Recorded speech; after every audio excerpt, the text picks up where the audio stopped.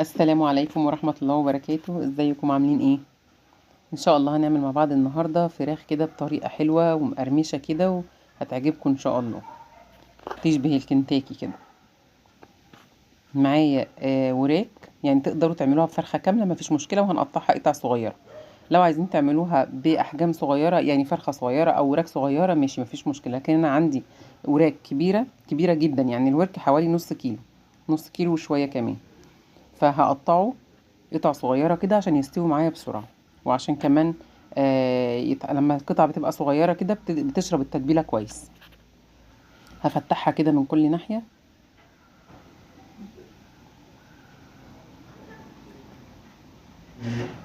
والقطعة بتاعت الورك دي اللي فوق دي هقطعها 3 قطع، عشان زي ما قلتلكوا الورك ده كبير قوي.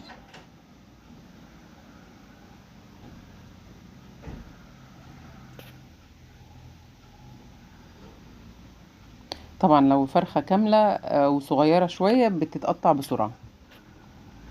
هوزن لكم الورك اللي انا قطعته ده، هيكون معدي النص كيلو.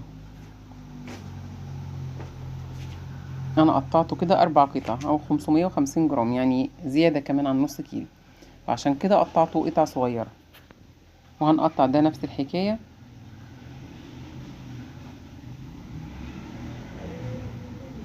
ونفتحها كده عشان تشرب التتبيلة. في بولة بقى كبيرة هحط فيها قطع الفراخ،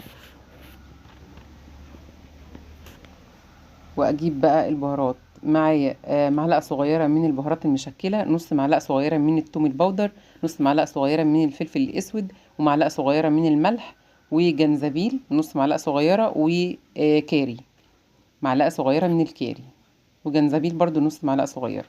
نحط التوابل دي كلها عليها ونقلبها كويس جدا، نحاول ندخل التتبيلة كده جوه الفتحات.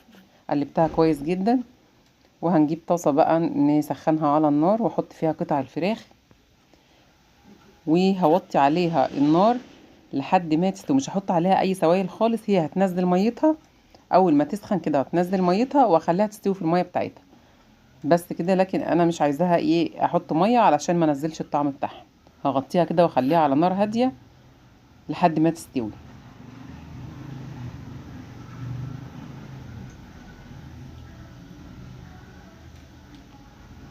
طبعا لو الفراخ صغيرة، يعني احجامها صغيرة او الوراك دي صغيرة، مش هقولك سويها تسوية كاملة، ممكن تسويها نص تسوية، علشان كده كده هي هتستوي في الزيت. خلاص هي استوت، حطيتها في مصفى علشان لو فيها اي سوائل تنزل. هحط كده حوالي 5 معالق كبار من الدقيق ومعلقتين كبار من النشا في طبق لوحدهم، واحط عليهم شوية من الملح الصغيرين، وشوية من الفلفل الاسود، وشوية بهارات مشكلة يعني اللي موجود، وشوية من الكركم او شوية من الكاري. الكركم لسه ما حطيتهوش.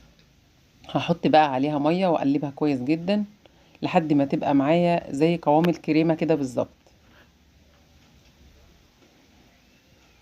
اقلب فيها كويس لحد ما تنعم معايا كده. حطي في بقى ربع معلقة صغيرة من البيكنج صودا او اللي هو الكربوناتو. لو ما فيش كربوناتو ممكن نحط بيكنج باودر عادي، ما فيش مشكلة. دول بقى نص معلقة صغيرة من الكركم عشان يديها لون اصفر كده. هي كده معايا زي الكريمة كده، انا عايزة كده، عايزاها تبقى بالشكل ده كده. ونسيت اقول لكم ان انا حطيت كمان ليمونة على التتبيلة بتاعت الفراخ. هاخد بقى قطع الفراخ واحطها على التتبيل في الخليط دوت. وفي طبق تاني حطيت مج من الدقيق، وبرده حطيت عليه شوية من التوابل كده وشوية ملح صغيرين جدا، ونغلفها كويس في الدقيق. ناخد القطع كلها وننزلها في الخليط ده كويس جدا، وبعدين نحطها في الدقيق ونحطها في حاجة كده لحد ما نيجي نعملها في الزيت، نقليها في الزيت.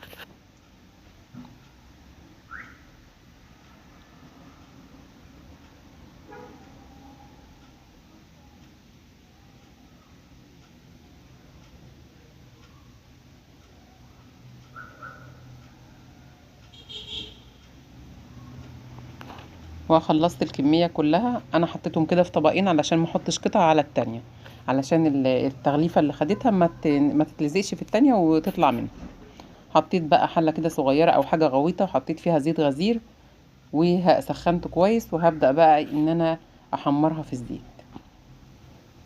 هتلاقوها بقى مش هتاخد وقت خالص، هي كده كده طبعا احنا عارفين ان الفراخ كده كده مستويه، فهتاخد بس لون ذهبي كده ونطلعها على طول. زي ما انتم شايفين كده خدت اللون الحلو ده، وبتبقى مقرمشه جدا جدا. معلقتين النشا اللي اتحطوا على الدقيق بيساعدوا على انها تفضل مقرمشه جدا. ودي كانت وصفتنا النهارده، يا رب تعجبكم ان شاء الله. نقدم بقى جنبها رز، جنبها مكرونه، اللي يعجبكم. كان معاكم تيسير عبد النور، ولو لسه ما اشتركتوش في القناه او عجبتكم الفيديوهات، يا ريت تعملوا لايك واشتراك في القناه علشان يوصلكم كل جديد من فيديوهاتي. والسلام عليكم ورحمه الله وبركاته. كان معاكم تيسير عبد النور.